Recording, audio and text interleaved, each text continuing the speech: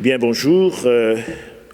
Notre marche vers Pâques se poursuit. Nous sommes jeudi 8 mars, 4e semaine de Carême, et j'ai intitulé cette méditation « Le mangeur de sauterelles ».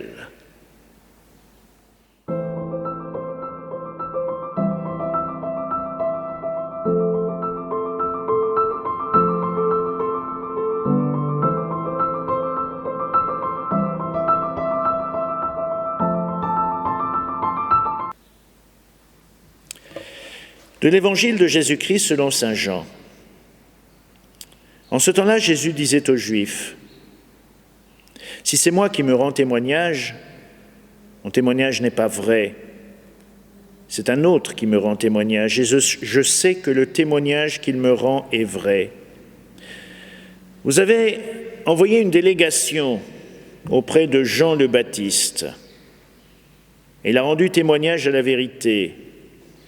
Moi, ce n'est pas d'un homme que je reçois le témoignage, mais je parle ainsi pour que vous soyez sauvés. Jean était la lampe qui brûle et qui brille, et vous avez voulu vous réjouir un moment à sa lumière. Mais j'ai pour moi un témoignage plus grand que celui de Jean. Ce sont les œuvres que le Père m'a donné d'accomplir. Les œuvres mêmes que je fais témoignent que le Père m'a envoyé. Et le Père qui m'a envoyé, lui, m'a rendu témoignage.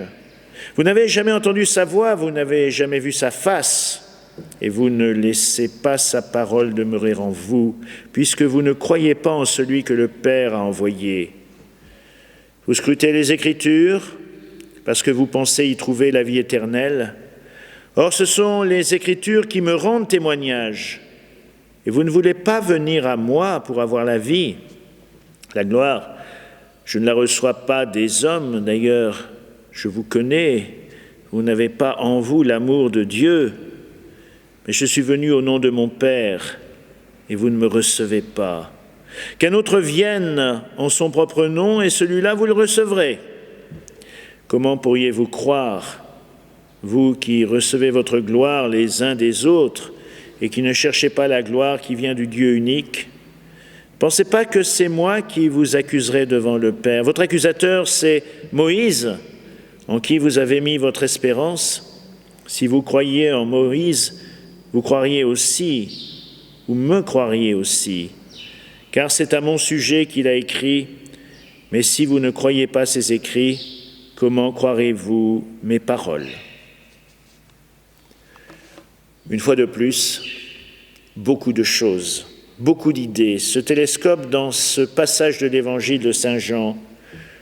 Je reviendrai peut-être en nous invitant à nous focaliser sur cette personnalité de Jean le Baptiste, à laquelle Jésus fait largement allusion au début de ce passage, ce mangeur de sauterelles. Il avait inventé le baptême.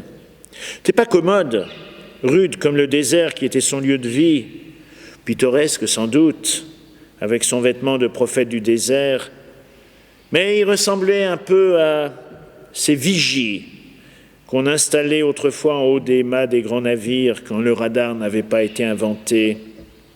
Il n'arrêtait pas de hurler, son message en forme d'avertissement était clair, repris de siècle en siècle. J'emprunte ici cette expression à Martin Luther King. Nous sommes condamnés à nous entendre, nous devons apprendre à vivre ensemble comme des frères, sinon nous allons mourir tous ensemble comme des idiots. Ils ne sont pas commodes les prophètes. Il n'était pas commode le prophète Baptiste, mais ô combien pertinent. Parce qu'il nous rappelle que la violence est l'état naturel de l'homme et que la paix est un énorme travail à accomplir. Non, la paix, c'est pas naturel, même chez les enfants. Lorsque j'ai commencé l'enseignement, j'étais amené à faire un remplacement à l'école primaire, c'était Noël. Nous avions fait une crèche en pâte à modeler, nous l'avions mis un peu trop près du radiateur et l'un des personnages avait fondu. Le premier élève qui était rentré dans la classe, c'était justement celui qui avait façonné son petit personnage et l'a vu fondu, pas eu l'idée que le chauffage était responsable.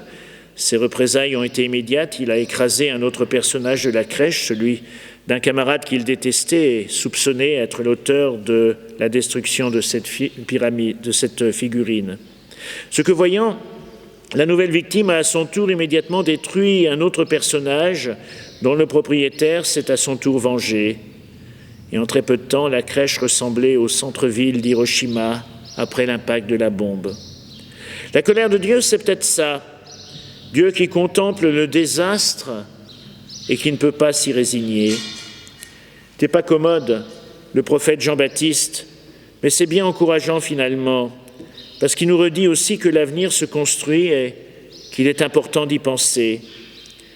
Je m'intéresserai à l'avenir parce que c'est là que je vais passer le reste de ma vie, confiait judicieusement l'inventeur Charles Kettling. Seulement l'avenir se construit jour après jour, et le prophète Jean-Baptiste nous suggère que cet avenir peut avoir le nom d'une personne, Jésus, le Christ. Pas commode, le prophète Jean-Baptiste, mais encourageant finalement, parce que la fatalité n'est pas inéluctable, parce que le tri pourra se faire en chacun de ce qui est mauvais, ce qui est bon, et parce que ce travail est à notre portée. Le Christ, c'est un révolutionnaire qui a réussi, c'est le seul, disait André Malraux. Peut-être parce qu'il nous dit que la paix aura notre visage et que Dieu n'aura pas d'autres mains que les nôtres.